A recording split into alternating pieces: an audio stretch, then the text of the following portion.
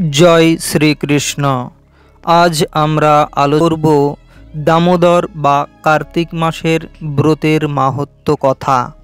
विभिन्न पुराणे এই ব্রতের মাহাত্ম্য কথা সম্পর্কে কি বলা হয়েছে সে সম্পর্কে জানুন। স্কন্দ পুরাণে কার্তিক মাহাত্ম্য প্রসঙ্গে বর্ণনা করা হয়েছে যে সর্বতীর্থে যে স্নান সর্বদানের যে ফল कार्तिक मासेर कोटी अंशेर एकांशेरो समान हय ना। एकदिके सर्वतीर्थ दक्षिणासह सर्वयज्ञ पुष्करे बास कुरुक्षेत्रे ओ हिमाचले बास मेरुतुल्य सुवर्ण दान हे वत्स अन्यदिके सर्वदा केशवप्रिय कार्तिक मास। कार्तिके श्री विष्णुर उद्देश्ये जे किछु पुण्य करा हय हे नारद तोमार निकट सत्य बोलছি ता सकल अक्षय हय। कार्तिकेर समान मास नाई, सत्य जुगेर समान जुग नाई, वेदेर समान शास्त्र नाई, गंगार समान तीर्थ नाई। सर्वदा वैष्णवगणेर प्रिय कार्तिक श्रेष्ठ मास। कार्तिके उत्पन्न सकल वस्तु वैष्णवगण भक्तिपूर्वक सेवा करें। हे महामुने वैष्णव नरकस्थ सकल पितृगण के उद्धार करें। पद्म पुराणे कार्तिक मासेर माहात्म्य वर्णना करा हयेछे जे दामोदर भक्तवत्सल सर्वजन विदित तार एई दामोदर मास सेइरूप भक्तवत्सल स्वल्प सेवाकेও बहु करे नेन। कार्तिके दीपदान द्वारा एई परमेश्वर श्रीहरि प्रीत हन। प्रदत्त दीप प्रबोधन फलेও श्रीहरि सुगति दान करें। स्कंद पुराणे कार्तिक माहात्म्যের बर्णना करा हयेছে एभाবে। वाराणसीते कुरुक्षेत्रे नैमिषारण्ये पुष्करे ओ अर्बुद तीर्थे गमन करे जे फल लाभ हय कार्तिके व्रत करे सेई फल लाभ हय। हे मुनि शार्दूल कार्तिके निज शक्ति अनुसारे विष्णुव्रत शास्त्र विधिमत जिनि करें संसार मुक्ति तार हस्तगत। हे द्विजोत्तम कार्तिके निज शक्ति अनुसारे विष्णुव्रत शास्त्र विधिमत जिनि करें संसार मुक्ति तार हस्तगत। कार्तिके पलाश पत्रे भोजन द्वारा मानव सर्वकाम फल और सर्वतीर्थ फल लाभ करे एवं नरक दर्शन थेके बिरत हय। कार्तिके शास्त्र आलोचनार माहात्म्य स्कंद पुराणे वर्णना करा हयेछे। जे मानव कार्तिक मास गीता शास्त्राभ्यास द्वारा जापन करे हे श्री नारद तार संसारे पुनरागमन हय ना। যারা कार्तिके नियम पूर्वक भक्ति भरे श्री हरि कथा श्रवण करें श्लोकार्ध बा श्लोकपाद हलेও तारा शत गाभिदान फल पान।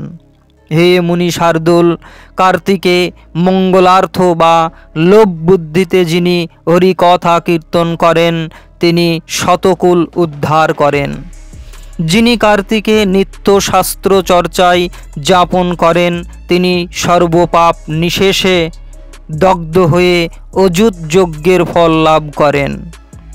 हे मुनिश्रेष्ठ कार्तिके जिनि हरि कथा श्रवण करें तिनि शतकोटी जन्मेर आपद समूह थेके निस्तार पान।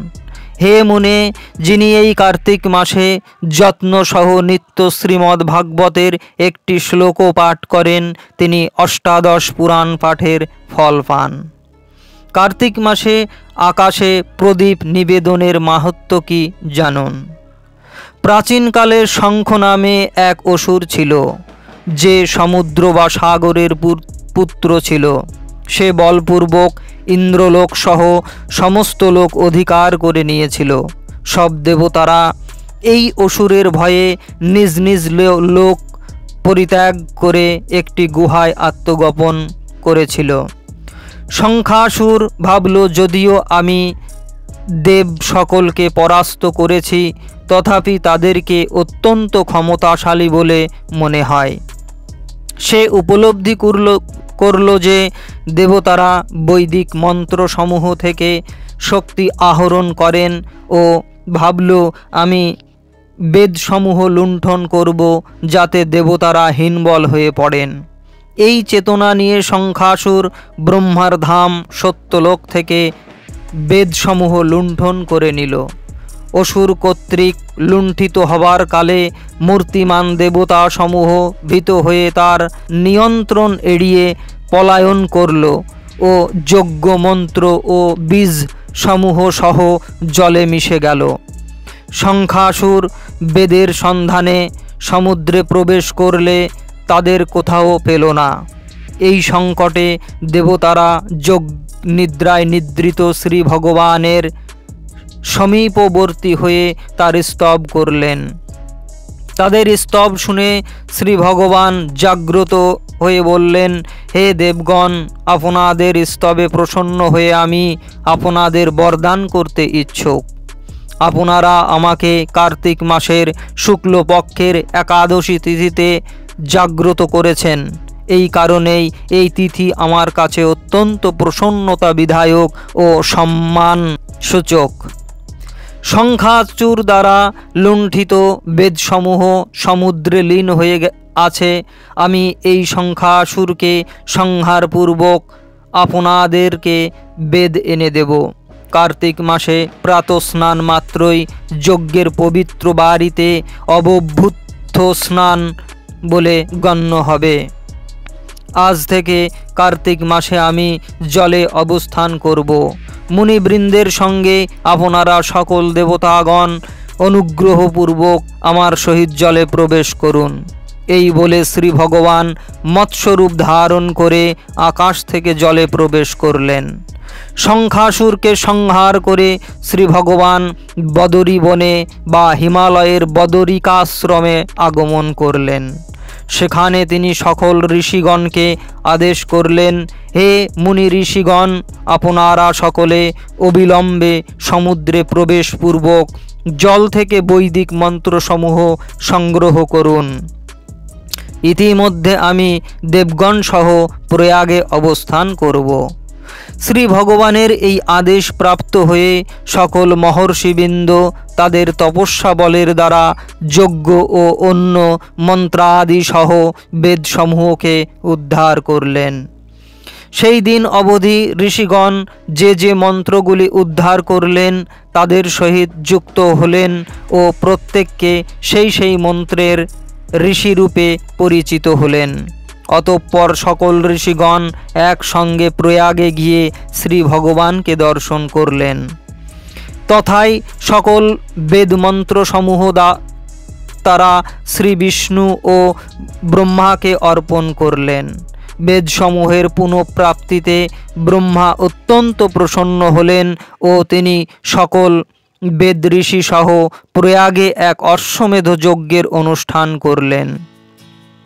কার্তিক মাসে দীপদানের মাহাত্ম্য। কার্তিকে নিমেষার্ধকাল দীপদান ফলে সহস্র কোটি কল্প অর্জিত বহু পাপ বিলুপ্ত হয়। হে বিপ্রেন্দ্র, কার্তিকে কেশবপ্রিয় দীপদানের মাহাত্ম্যে শ্রবণ করো। দীপদান দ্বারা পৃথিবীতে আর পুনর্জন্ম হয় না। কুরুক্ষেত্রে সূর্যগ্রহণে, চন্দ্রগ্রহণে, নর্মদাতে যে স্নান ফল, কার্তিকে দীপদানে তা কোটিগুণ ফল হয়। কার্তিকে যার দীপ ঘৃত বা তিল তৈল দ্বারা প্রজ্বলিত হয়, হে মুনিবর, তার অশ্বমেধ যজ্ঞে কি ফল? কার্তিকে জনার্দনে দীপদান ফলে মন্ত্রহীন, ক্রিয়াহীন, শৌচহীন সকলেই সম্পূর্ণতা প্রাপ্ত হয়। কার্তিক মাসে কেশবের অগ্রে যিনি দীপদান করেন তার সর্বযজ্ঞ দ্বারা যজন ও সর্বতীর্থে স্নান হয়। মেরু মন্দর পর্বত সদৃশ অশেষ পাপসমূহ করলেও কার্তিক মাসে দীপদান প্রভাবে সর্বপাপ দগ্ধ হয়, এতে সন্দেহ নেই। কার্তিক মাসে বাসুদেবের সম্মুখে গৃহে বা আয়তনে দীপদানে মহাফল বৈকুণ্ঠলোক প্রাপ্ত হয়।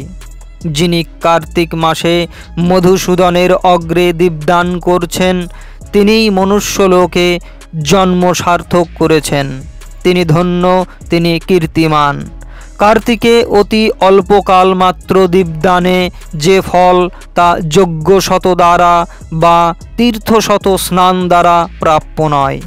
হে নারদ, ত্রিভুবনে এমন কোনো পাপ নাই যা কার্তিকে শ্রী কেশবের অগ্রে দীপদান দ্বারা শোধন করতে পারে না। কার্তিক মাসে শ্রী বাসুদেবের অগ্রে দীপদান করে সকল বাধা মুক্ত হয়ে নিত্যধাম প্রাপ্ত হয়। যিনি কার্তিক মাসে কর্পূর দ্বারা দীপ প্রজ্বলিত করেন, বিশেষত দ্বাদশীতে তার পুণ্য তোমাকে বলছি।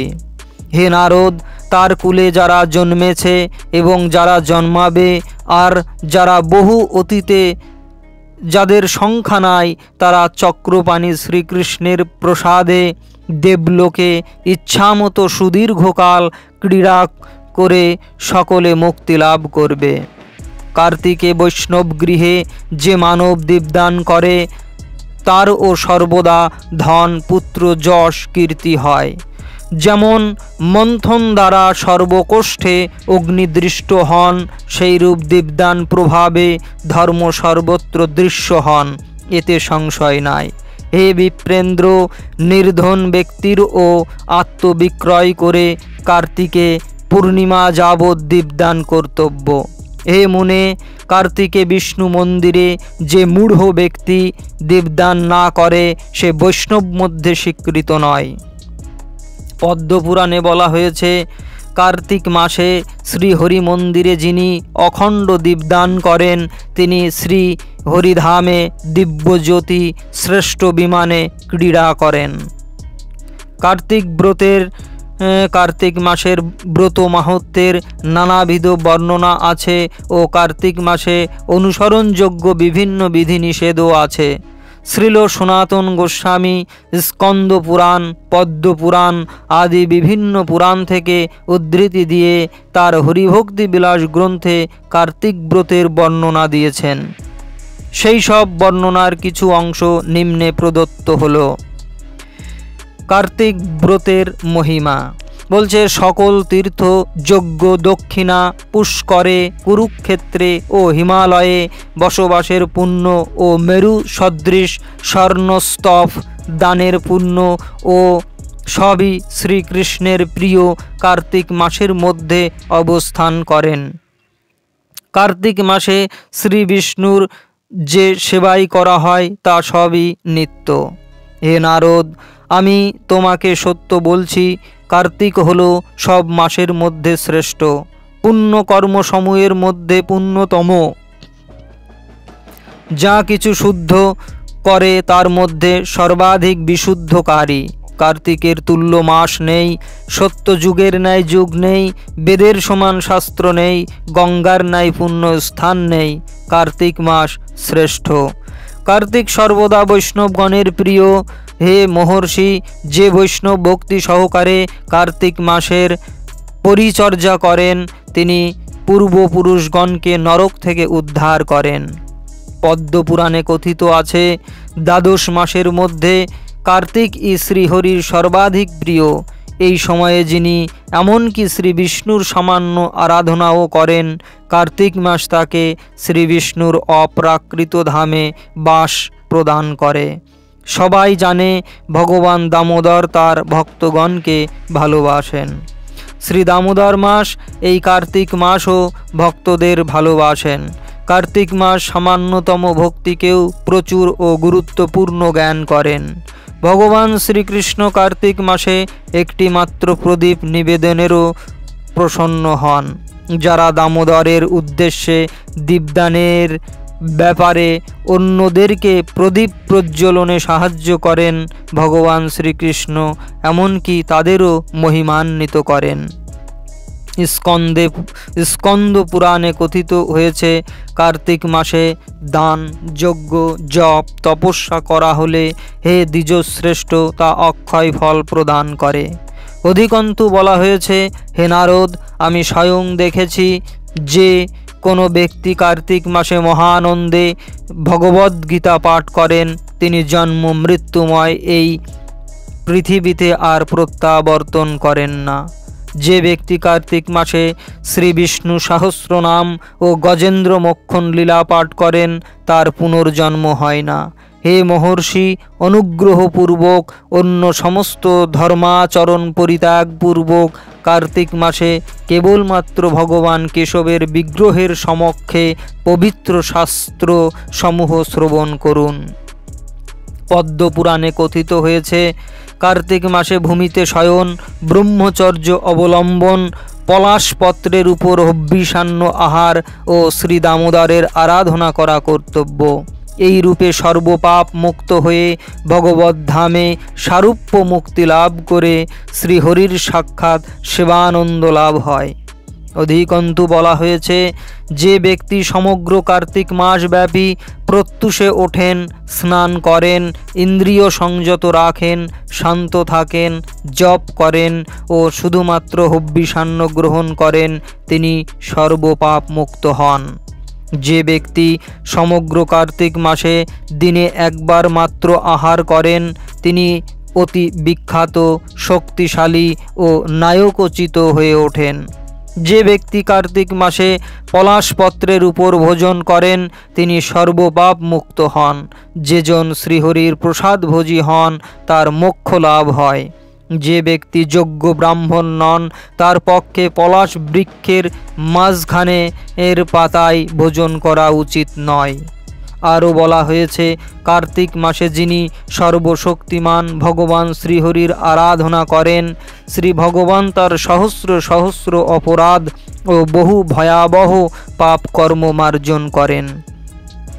যে ব্যক্তি শ্রী বিষ্ণুকে ঘৃত ও শর্করাযুক্ত সুস্বাদু পরমান্ন নিবেদন করে, সেই প্রসাদ গ্রহণ করেন, তিনি দৈনিক মহাযজ্ঞ অনুষ্ঠানের ফল প্রাপ্ত হন। শ্রীকৃষ্ণ সত্যভামাকে ব্যাখ্যা করে বলছেন, যারা কার্তিক মাসে স্নান, রাত্রি জাগরণ, দীপদান ও তুলসী বন সংরক্ষণ করেন, তারা শ্রী বিষ্ণুর ন্যায় দিব্য দেহ লাভ করেন। যারা 3 দিবস মাত্র এ সকল পুণ্যকর্ম করেন, দেবগণও তাদের সর্বপ্রকারে সম্মানিত করেন। যারা সমগ্র জীবন এই সকল পুণ্যকর্মের অনুষ্ঠান করে এসেছেন, তাদের আর কি কথা। পদ্মপুরাণে উক্ত হয়েছে, যে ব্যক্তি কার্তিক মাসে উচ্চাকাশে মহাদীপ প্রদান করেন, তিনি সমস্ত কুটুম্বগণ সহ বিষ্ণুলোকে গমন করেন। নমোঃ অনস্তায়বে ধসে পরম স্রষ্টা অনন্ত দেবকে প্রণাম করি মন্ত্রোচ্চারণের মাধ্যমে ভক্তগণ আকাশে ভগবান দামোদর ও সৌভাগ্য দেবীকে দীপ নিবেদন করেন। কিছু সুনির্দিষ্ট স্থানে কার্তিক ব্রত পালনের মাহাত্ম্য। পদ্মপুরাণে বলা হয়েছে, কেউ যে স্থানেই থাকুক না কেন কার্তিক মাসে স্নান, দান ও বিশেষত শ্রী ভগবানের আরাধনার মাধ্যমে অগ্নিহোত্র যজ্ঞানুষ্ঠানের ফল লাভ করবেন। কার্তিক ব্রত পালনের ফল 10 লক্ষ গুণ বর্ধিত হয় যখন তা কুরুক্ষেত্রে বা গঙ্গা তটে অনুষ্ঠিত হয়। পুষ্কর তীর্থে তার ফল আরও অধিক। কার্তিক মাসে দ্বারকায় স্নান ও ভগবত আরাধনার ফলে কৃষ্ণলোক প্রাপ্তি ঘটে। হে মুনিগণ, অন্যান্য তীর্থনগরীও অনুরূপ ফল প্রদান করে। মথুরা মণ্ডলের কথা ভিন্ন, কারণ শ্রীকৃষ্ণ মথুরা মণ্ডলেই দামোদর লীলা প্রকাশ করেছিলেন। মথুরায় কার্তিক ব্রত পালনের ফলে কৃষ্ণ প্রেম লাভ হয়। এইরূপ মথুরায় সর্বোত্তম ফল লাভ হয়। যেরূপ মাঘ মাসে প্রয়াগের সেবা ও বৈশাখ মাসে গঙ্গার সেবা করণীয়, তদ্রূপ কার্তিক মাসে মথুরায় সেবা কর্তব্য। কার্তিকে মথুরার সেবা অপেক্ষা কিছুই অধিক উত্তম নয়। যারা কার্তিক মাসে মথুরায় স্নানপূর্বক দামোদরের আরাধনা করেন, তারা শ্রীকৃষ্ণের ন্যায় চিদ্দেহ লাভ করেন, এই বিষয়ে সন্দেহাতীত। হে ব্রাহ্মণ, মথুরায় কার্তিক মাস অতিবাহিত করার ভাগ্য অতি দুর্লভ। যারা কার্তিকে মথুরায় দামোদরের আরাধনা করেন, শ্রীকৃষ্ণ তাদের নিকট স্বীয় অপ্রাকৃত রূপ প্রকাশ করেন। যে সকল ভক্তগণ অন্যত্র তার আরাধনা করেন, শ্রীকৃষ্ণ তাদের সুখ ও মোক্ষ প্রদান করেন বটে, কিন্তু ভক্তি প্রদান করেন না, কারণ ভক্তি তাকে তার ভক্তের বৃত্তে পরিণত করেন। তথাপি কার্তিক মাসে মথুরায় একবার মাত্র দামোদর আরাধিত হলে অনায়াসে সেই ভক্তি লাভ করা যায়। কার্তিক মাসের কিছু করণীয় কর্তব্যসমূহ। কার্তিক মাহাত্ম্যে শ্রীকৃষ্ণ সত্যভামাকে বলছেন, আশ্বিন মাসের শুক্লা একাদশী থেকে শুরু হওয়া কার্তিক ব্রত কঠোরভাবে পালনীয়। এই ব্রতানুসারে শেষ রাত্রিতে জাগ্রত হয়ে স্তব দ্বারা বিগ্রহকে জাগ্রত করে আরতি নিবেদন করা উচিত। প্রাতে বৈষ্ণব সঙ্গে পরমানন্দে শ্রী বিষ্ণু ভক্তি বিষয়ক ধর্মকথা শ্রবণ ও বিষ্ণুর গুণকীর্তন করে শ্রী বিষ্ণুকে আরতি নিবেদন করা কর্তব্য। অতঃপর নদী বা অন্য জলাশয়ে গমন করে আসমনপূর্বক সংকল্প মন্ত্র ও প্রার্থনা মন্ত্র উচ্চারণ করে যথাযথভাবে শ্রী ভগবানকে অর্ঘ্য প্রদান করা উচিত। এই মাসে সাত্ত্বিক আহার এর বিধি রয়েছে, এক কথায় নিরামিষ আহারের কথা বর্ণিত আছে। দামোদর মাস বা কার্তিক মাস সনাতন ধর্মাবলম্বীদের জন্য একটি অত্যন্ত গুরুত্বপূর্ণ মাস। এই মাস ভগবান বিষ্ণুর মাস বলে খ্যাত। হে দামোদর, হে ভক্তগণের দুর্দশা বিনাশকারী প্রভু, হে সর্বেশ্বরের ঈশ্বর, আপনাকে ও রাধারানীকে প্রসন্ন করার জন্যে আমি কার্তিক মাসে প্রতি দিবস প্রাতঃস্নান করব। এই কার্তিক মাসের এই ব্রতের মধ্যে যে অংশগুলি আছে তা হচ্ছে: 1. শ্রীহরির প্রীতার্থে রাত্রি জাগরণ, 2. প্রাতঃস্নান, 3. তুলসী সেবা, 4. যথাযথরূপে ব্রত সমাপন ও 5. দীপদান।